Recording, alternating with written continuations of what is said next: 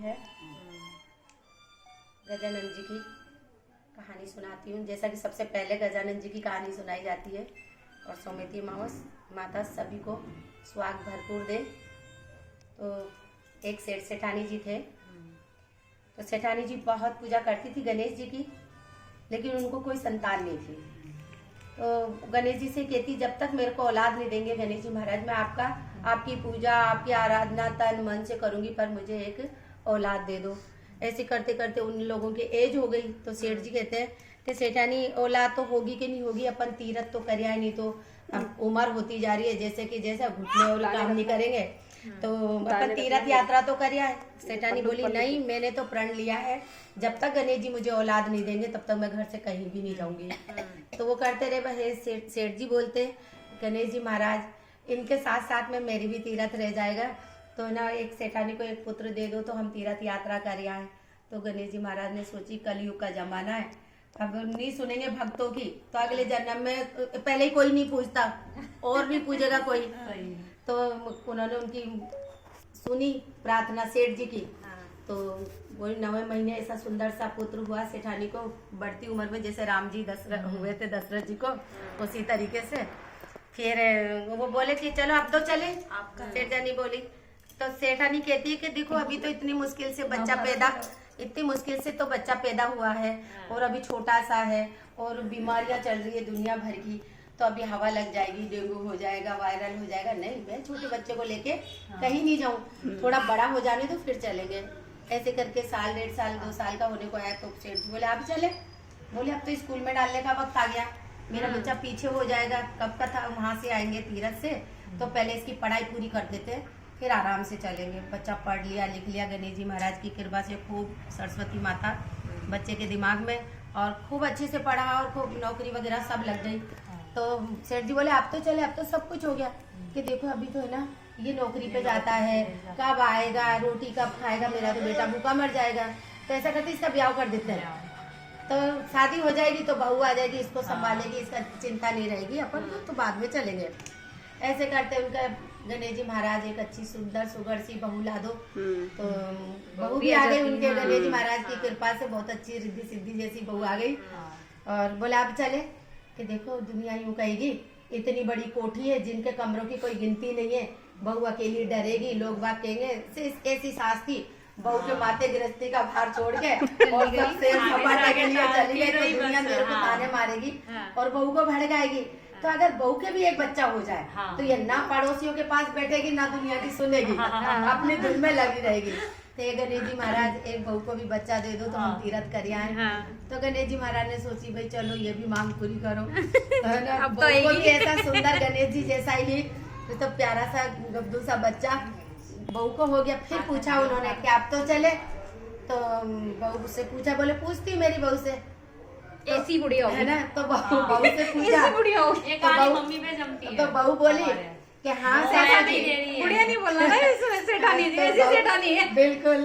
सासू में देखो, सासू जैसी ना हो तो भी नहीं लगता है, थोड़ा सा रुतबा होना जरूरी है। बहू ने पूछा, सासू बोली कि देखो आपका तुम्हारे ससुर जी की इच्छा थी शुरू से, तो मेरी वजह से ये तीरथ नहीं जा पाए, और अब तुम कह दो बहू रानी तो चले जाए। बहू बहुत अच्छी संस्कारों वाली थी, पढ़ी लिखी, गणेश जी की दी हुई चीज मिली है तो संस्कार तो होंगे ही।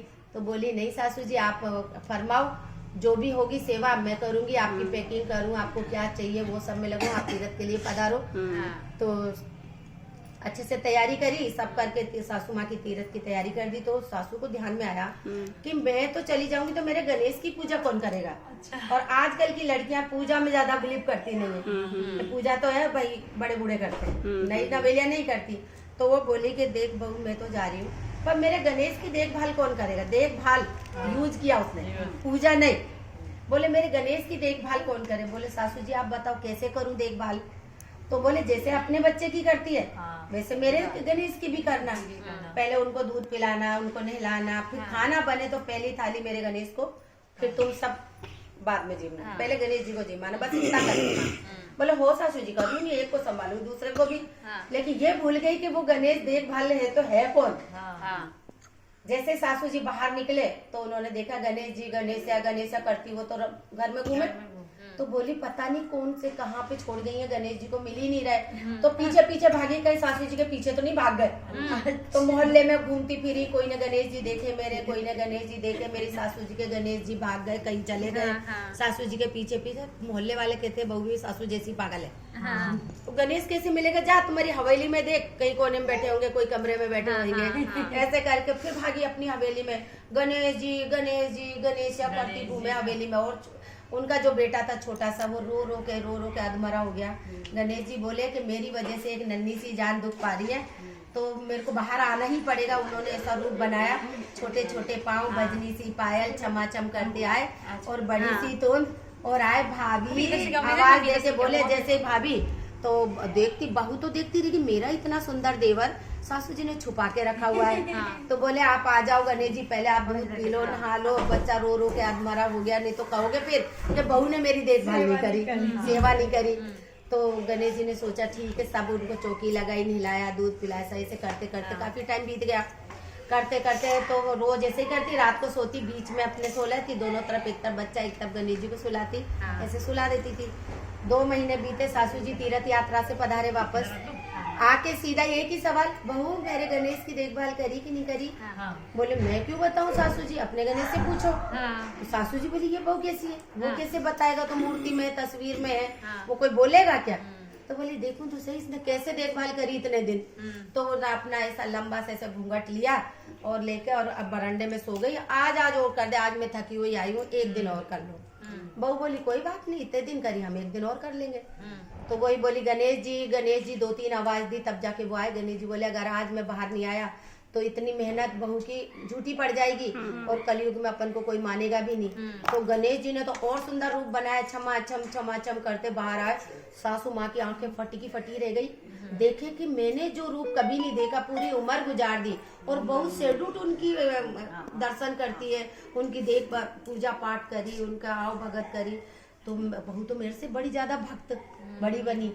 तो शाम हुई जैसे, तो वो जब सुलाने लगी, खाना वाना खिला पिला के, और जैसे थपकी मारी गणेश जी के ऊपर, तो बहू का हाथ पकड़ लिया सासू जी ने कि भाई बहू के पगा लगी, बहू तू बड़ी, मैं तो बहुत छोटी, पूरी उम्र गुजार दी, पर मैंने भगवान के दर्शन से डूट नहीं करे, तूने आज भगवान से मिलाया मुझे भी।